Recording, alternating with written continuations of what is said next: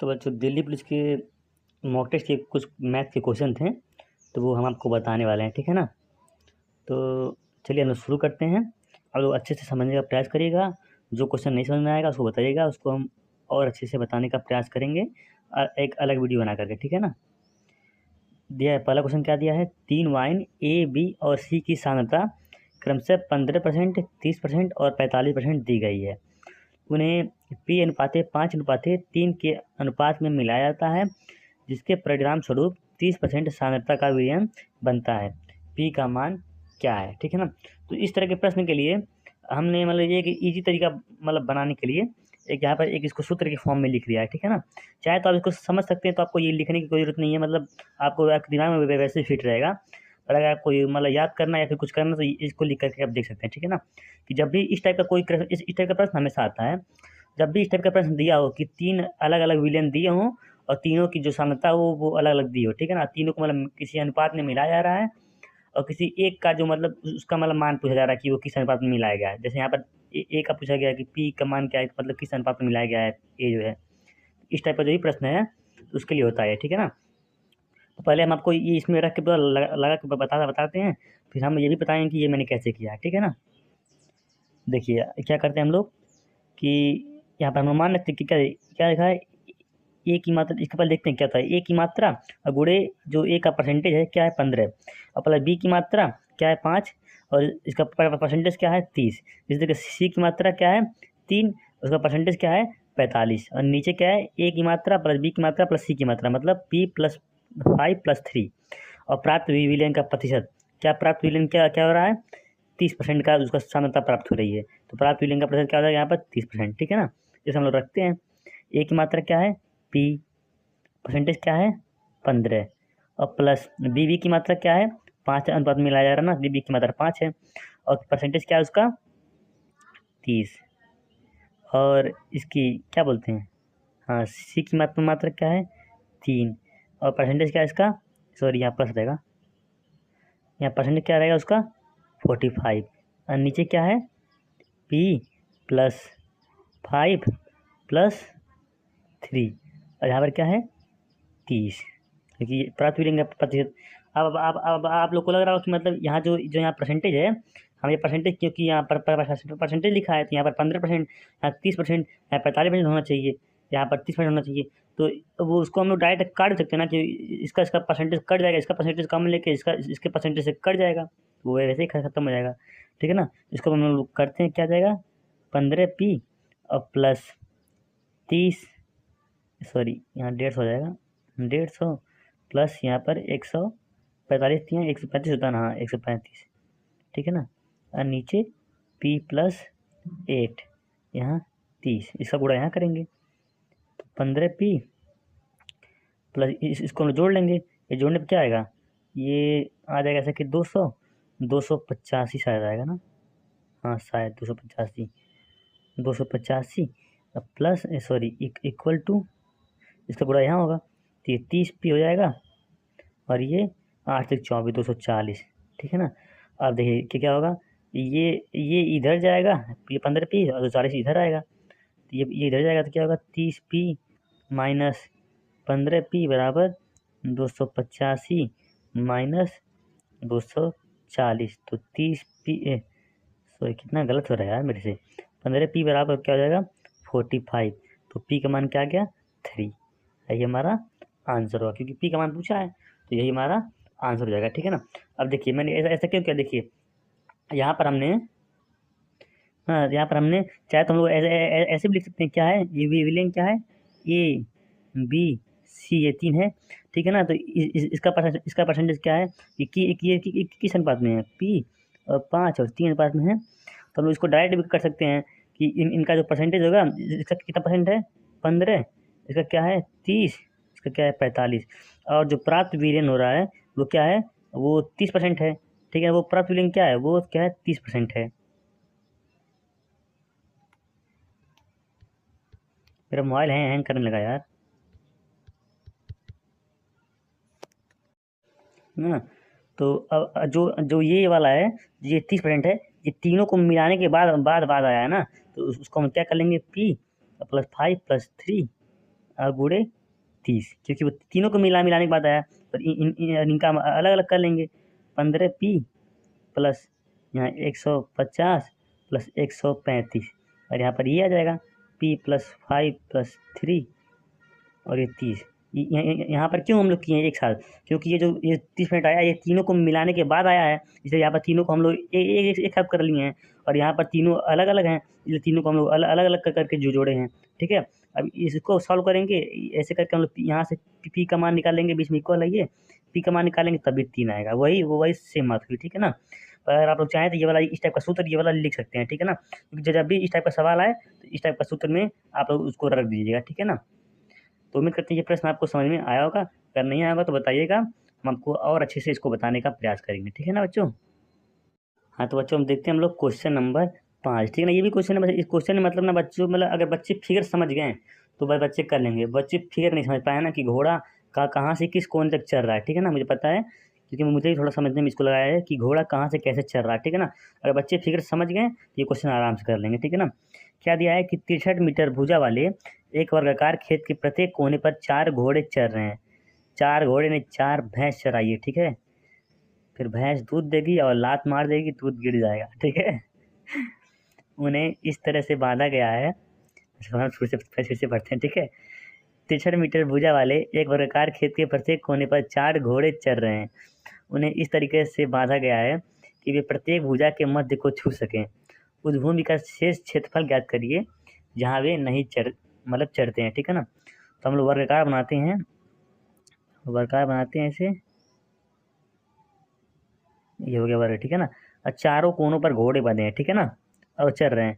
तो देखिए हाँ जब उनको चराएंगे ना तो उनको जब वो मतलब क्या, वो प्रत्येक क्या लिखा है, प्रत्येक भुजा के मध्य को छू रहे हैं। तो ऐसा नहीं कि वो जो एक घोड़ा है वो चारों भुजा के मध्य को छुएगा, वो कभी वो उसको छू ही नहीं पाएगा। क्योंकि मान लीजिए अगर इसका रस्सी अगर यहाँ तक आता है तो ऐसे ही चलेगा तो ये बच जाएगा, ऐसे चलेगा तो यहाँ से ऐसे चला जाएगा तो ये दोनों बच जाएगा।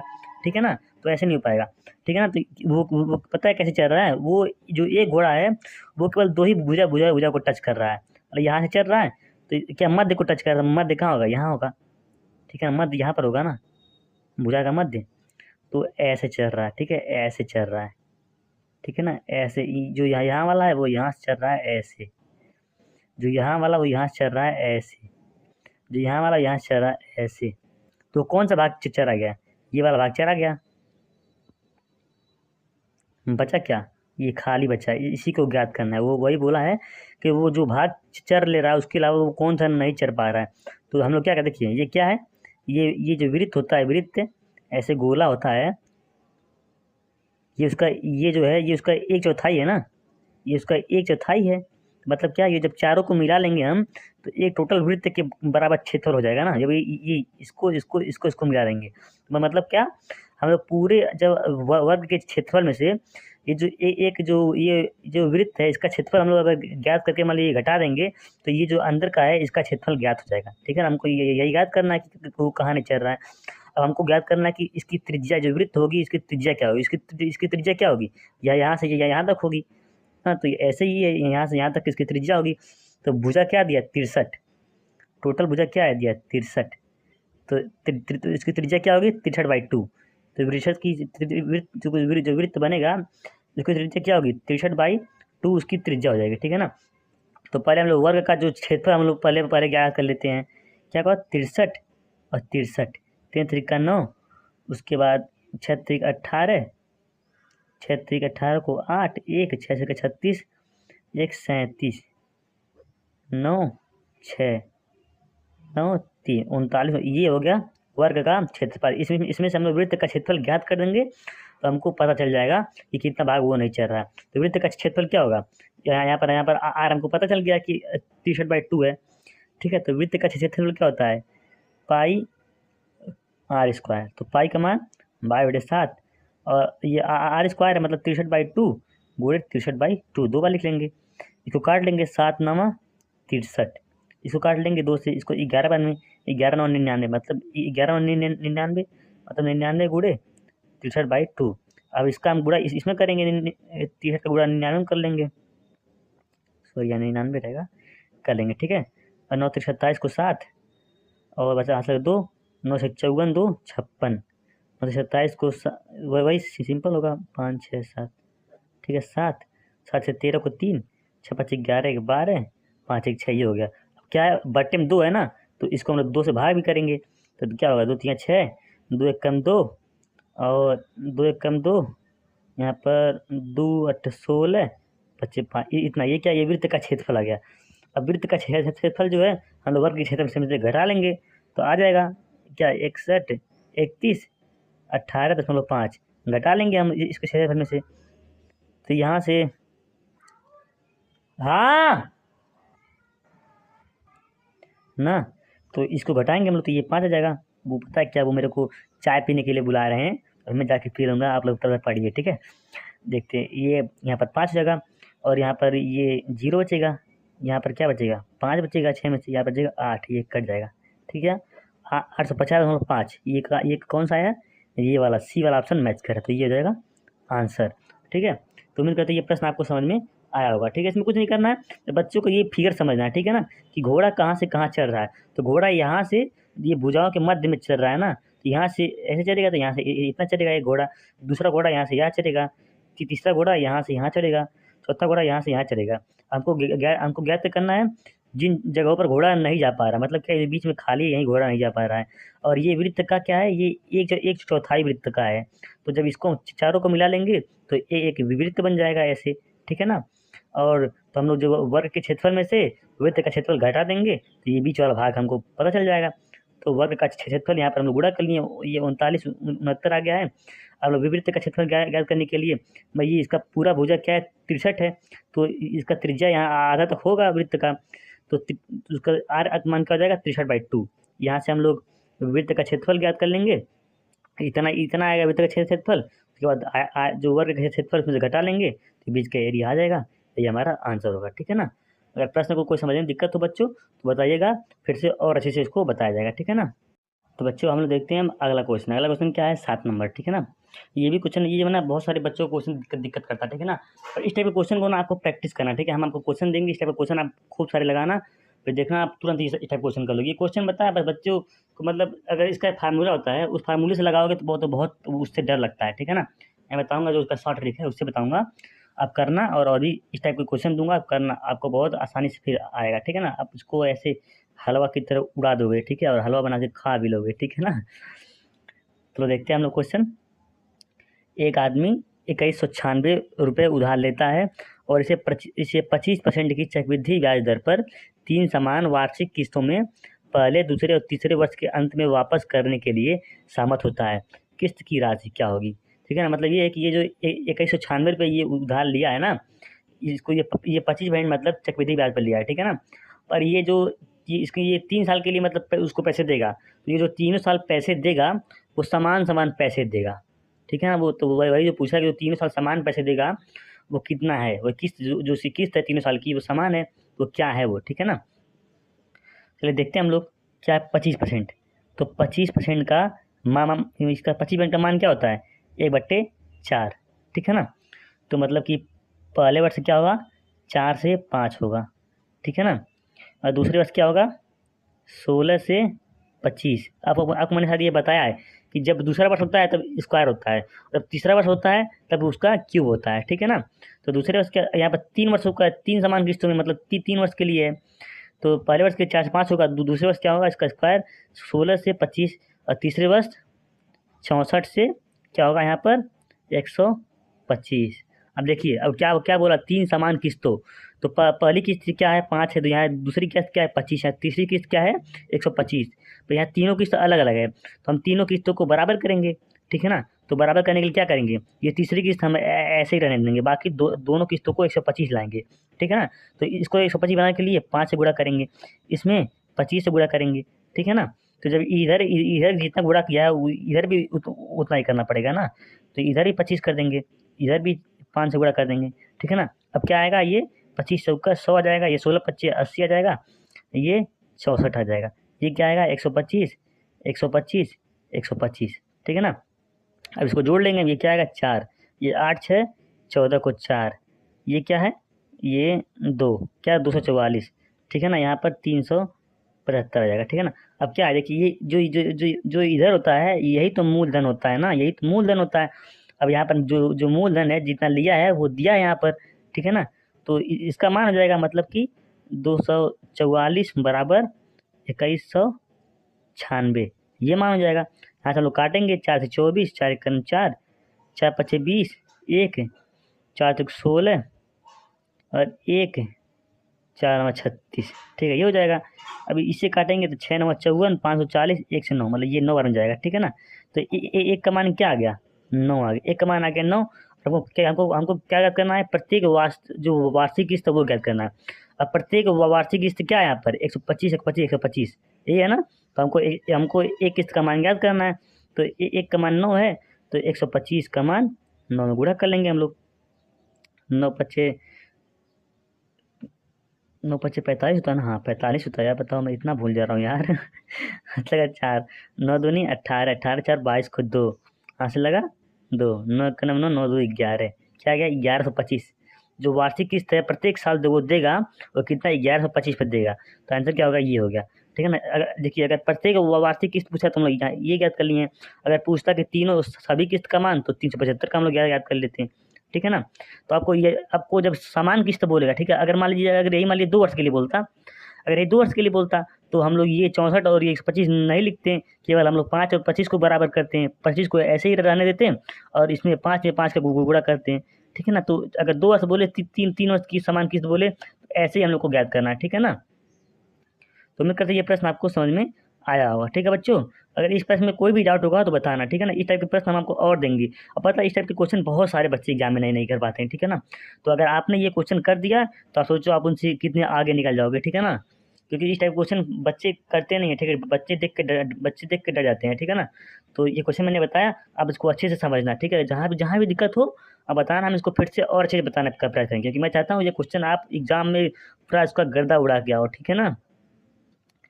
चलिए ठीक है, हम अब बढ़ते हैं अगले क्वेश्चन पर। तो देखते हैं क्वेश्चन नंबर 8। पता है ये भी क्वेश्चन बच्चे आराम से कर सकते हैं, तो और भी आसान क्वेश्चन है। पर बच्चों मतलब इस टाइप का क्वेश्चन किया नहीं, लगता है कि बच्चे ने किया नहीं है, तभी ये क्वेश्चन बच्चों को हुआ नहीं, ठीक है ना। कुछ नहीं करना, केवल ये जो मान दिया ABC का वही इसमें रख देना है और कुछ करना ही नहीं, ठीक है ना।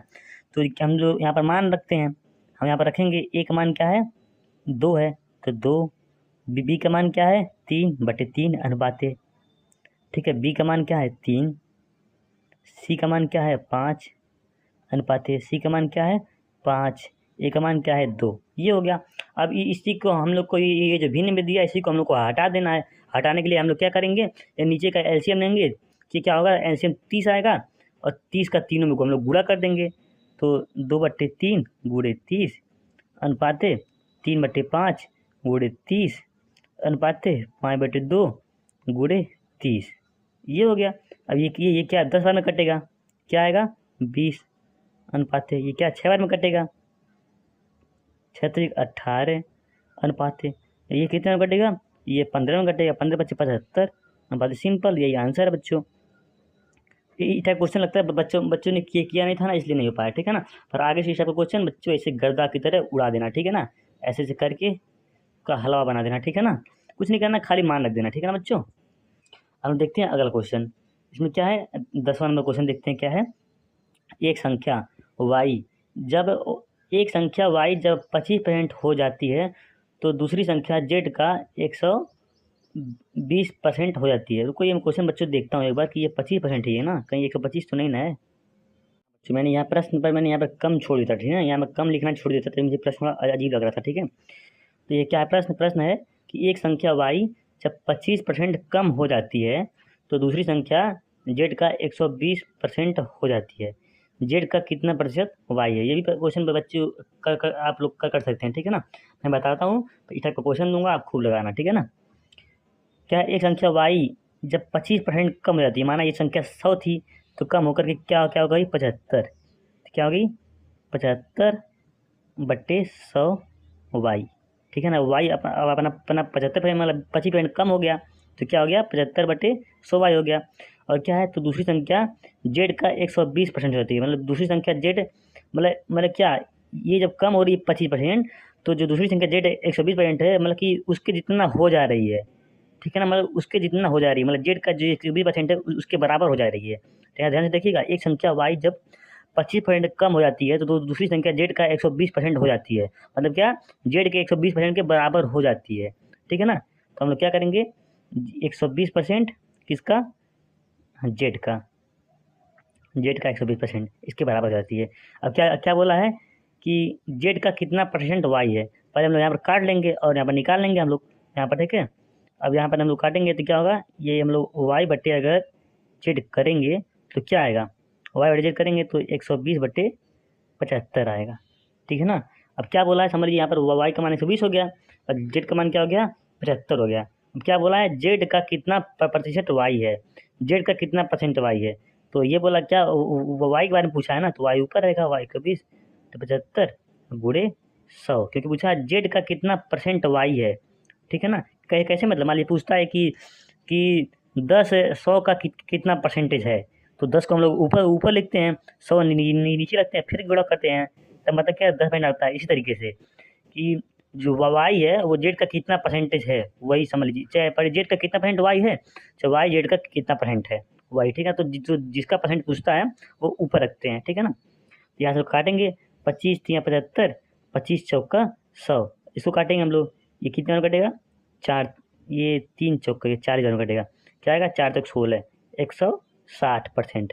जो वाई है वो जेड का 160% है। ठीक है ना बच्चों, उम्मीद करते हैं ये प्रश्न आपको समझ में आया होगा, अगर नहीं आया होगा तो बताइएगा। ये नहीं सोचना कि ये प्रश्न इतना छोटा में लग गया तो मैं नहीं पूछूंगी, मुझे नहीं समझ में आया। बच्चों प्रश्न 2 ही लाइन का हो, अगर समझ में नहीं आता है तो पूछना है, क्योंकि वो एग्जाम में आ जाएगा तो बहुत बड़ा घाटा हो जाएगा। ठीक है ना, और घाटा नहीं करना है। ठीक है ना, यहाँ पर 100 बार पूछना है पर एग्जाम में गलती नहीं करनी है। ठीक है ना, वहाँ बच्चों क्वेश्चन करके आना है। ठीक है बच्चों, देखते हैं प्रश्न नंबर 11। ठीक है ना, पता है इस क्वेश्चन की, ये क्वेश्चन बहुत बड़ा में लिख दिया है, इसलिए बहुत सारे बच्चे डर गए होंगे। ठीक है, मुझे पता है बहुत सारे बच्चे डर गए होंगे।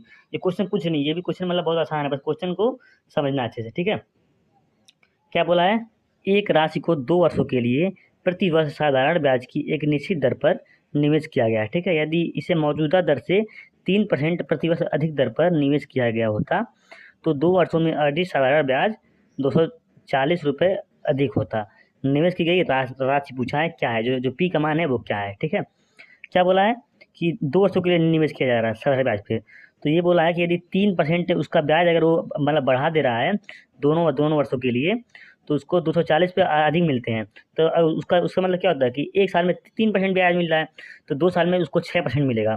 तो 6% ब्याज मतलब बढ़ने से उसको 240 पे अधिक मिल रहे हैं, मतलब क्या, ये सिंपल इंटरेस्ट है ना, तो यहाँ पर सीधे हो जाएगा कि 6% ब्याज बराबर क्या, 240 एक्स्ट्रा मिल रहे हैं, तो 1% बराबर क्या हो जाएगा, 40, 1% बराबर 40।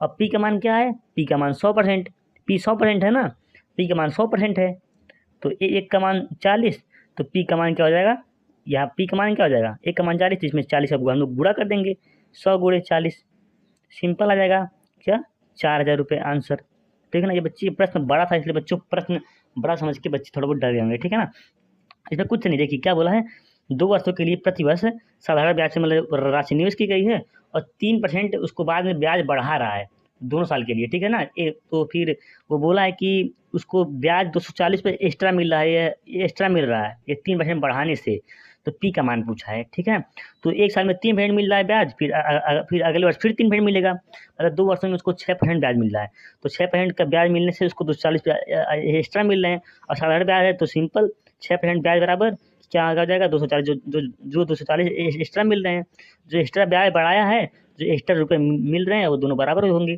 तो 6% बराबर 240, तो 1% बराबर 40 रुपये, तो पी जो है वो टोटल 100% ही होगा, क्योंकि जो ब्याज निकलता है वो जो होगा ये 100% पे निकलेगा, तो ये पी का मान क्या 100% होगा, तो 100% का मान 1% का मान 40, 100% का मान 4000, सिंपल आंसर हो जाएगा। ठीक है ना बच्चों, फिर भी बच्चों अगर ये इस प्रश्न में कोई दिक्कत होती है तो बताइएगा, हम आपको और अच्छे से इसको समझाने का प्रयास करेंगे। ठीक है ना बच्चों, बता रहे हैं नहीं आएगा तो पूछना जरूर है, ये नहीं सोचना कि ये प्रश्न 2 लाइन का है तो ये कितने लाइन का है। ठीक है ना, तो मतलब मैं नहीं पूछूंगा, बच्चों पूछना है। ठीक है ना, और ऐसे स्माइल करते हुए पढ़ना। ठीक है, ऐसे ऐसे ऐसे स्माइल करते हुए, अरे दांत भी दिखा सकते हो ऐसे ऐसे।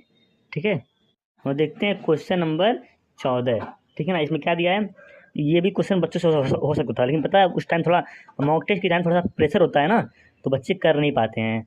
कोई नहीं, जब प्रैक्टिस हम लोग करेंगे अच्छे से अच्छे प्रैक्टिस, हम इस टाइप का और क्वेश्चन देंगे, प्रैक्टिस हम लोग करते रहेंगे, तो फिर वो मॉक टेस्ट में प्रेशर भी काम नहीं करेगा, क्वेश्चन आराम से बन जाएंगे, ठीक है ना। क्योंकि मॉक टेस्ट में जो थोड़ा प्रेशर होता है ना, तो आते हुए क्वेश्चन भी नहीं हो पाते हैं, ठीक है। तो हम लोग देखते हैं ये क्या बोला है। पी का लक्ष्य 500 में से 360 अंक प्राप्त करना है, ठीक है ना। 500 में से 360%, मतलब 360 अंक प्राप्त करना है। उसे अपने लक्ष्य से 5% कम अंक मिलते हैं, उसे कितने अंक मिले। तो क्या है वो, उसका पूर्णांक क्या है, टोटल 500 है, समझ लीजिए टोटल 12 का है, बच्चा 12 में पढ़ रहा है, ठीक है ना, कक्षा 12 में पढ़ रहा है। तो उसको 500 में से 360 अंक लाने हैं, मतलब उसको कितना परसेंट लेके आना है, पहले ये हम लोग याद कर लेते हैं। कितना परसेंट लाना है उसको, काटेंगे मतलब 72, उसको 72%, उसको 72% नंबर लेके आने हैं, ठीक है ना। वो चाहता है कि मेरे एग्जाम में 72% आ जाए नंबर, ठीक है। पर उसको अपने लक्ष्य से 5% कम अंक मिलते हैं। उसको कितने अंक मिलते हैं, उसको 5% कम मिलते हैं, मतलब उसको कि 67% ही नंबर मिल रहे हैं, ठीक है ना, 5% नंबर नहीं मिल रहे हैं। तो उसे कितने अंक मिले, तो उसका तो 500 का 67% हम लोग याद कर लेंगे, पूर्णांक का 67% हम लोग याद कर लेंगे, जो आएगा वो वही मिल जाएगा। तो 500 का 67%, उसको 67% अंक मिल रहे हैं, ये कट जाएगा, ये कट जाएगा, हम लोग काटेंगे 6×5 = 30, 300 और 7×5 = 35, उसको 335 नंबर में मिल रहे हैं, ये आंसर हो जाएगा हमारा, ठीक है। देखा ना बच्चों, ये बच्चे उस प्रश्न समझने में थोड़ा दिक्कत हुआ होगा, मुझे पता है, पर कुछ करना नहीं है। क्या बोला है, पी का लक्ष्य 500 में से कुल 360 अंक प्राप्त करना है। तो पहले हम लोग याद कर लेंगे कि वो कितना परसेंट नंबर प्राप्त करना चाह रहा है। तो वो 72% नंबर प्राप्त करना चाह रहा है। फिर क्या बोला है, उसे अपने लक्ष्य से 5% अंक कम मिलते हैं, मतलब वो 72% चाहता था और उसे 67% ही नंबर मिले, तो उसे कितने अंक मिले। तो टोटल पूर्णांक 500 है, तो 500 का उसको 67% नंबर मिला है, तो हम लोग उसका 67% याद कर देंगे, क्या आएगा, 335 नंबर उसको मिले हैं, ठीक है ना बच्चों। और बच्चे जो रीजनिंग के क्वेश्चन है वो भी आप अब बच्चे कर सकते हैं, ठीक है ना। पर पता है वो मतलब मुझसे भी गलती होते हैं, जब मौक को कभी मैं भी देता हूँ तो मुझसे भी गलती हो जाती है, ठीक है ना। वो तो मतलब उस टाइम किस टाइप का दिमाग काम कर रहा है, वो रीजनिंग में वो थोड़ा मतलब दिमाग में वो चीज़ आ गया तो हो जाता है, नहीं तो नहीं हो पाता है। कोई नहीं, इसको प्रैक्टिस करते हैं तो वो हो जाएगा। आप लोग मॉक टेस्ट देते रहिए तो रीजनिंग क्वेश्चन सही होते रहेंगे। पर रीजनिंग में जो नीचे फिर सॉल्यूशन दिया होता है, जो क्वेश्चन गलत है उनको देखिए वो कैसे हुए हैं, ठीक है ना। जब उनको देखोगे ना तो आपको लगेगा वो हो ये तो यही सिंपल था, ये तो मेरे से हो सकता था, ऐसे लगता है। वो आपको नहीं, वो ना सबको लगता है रीजनिंग में ये क्वेश्चन मेरे से हो सकते थे, इतना ऐसे था। पर वो जब हम लोग देखते हैं उसका सोल्यूशन तभी लगता है, उसके पहले लगता है कि कैसे हुआ कैसे हुआ। तो कोई नहीं, मॉक टेस्ट देते रहेंगे तो रीजनिंग के क्वेश्चन भी बनते रहेंगे, ठीक है ना बच्चों। टेंशन नहीं लेना, अच्छे से पढ़ना है, ठीक है ना। और इसके ये जितने क्वेश्चन मैंने ये बताए हैं, इसके मैं सारे क्वेश्चन आपको दूंगा, ठीक है ना। सारे के 5-5 क्वेश्चन दूंगा, और इस बार क्वेश्चन मैं अपने खुद लगा के पहले चेक करके तब आपको दूंगा, ठीक है ना। तब तक ये लोग ये सारे क्वेश्चन देखिए। और यहाँ पर जो मैं क्वेश्चन देता हूँ, तो जो इमेज उसका वीडियो में मतलब कि अच्छा से आता नहीं है, ठीक है ना। तो मैं उसको मतलब और अच्छा मतलब बाद में दूंगा, ठीक है ना। यहाँ इसको जो क्वेश्चन मैं यहाँ वीडियो में नहीं दूंगा, वो क्वेश्चन मैं बाद में दूंगा, ठीक है ना। तो तब तक आप इनको लगाइए, फिर मैं वो क्वेश्चन आपको बना के देता हूँ, ठीक है ना बच्चों। और स्माइल करते हुए पढ़ते रहना है, ठीक है ना। स्माइल करते हुए पढ़ते रहना है, दांत दिखाते हुए, स्माइल करते हुए नहीं, दांत दिखाते हुए पढ़ते रहना है, ठीक है।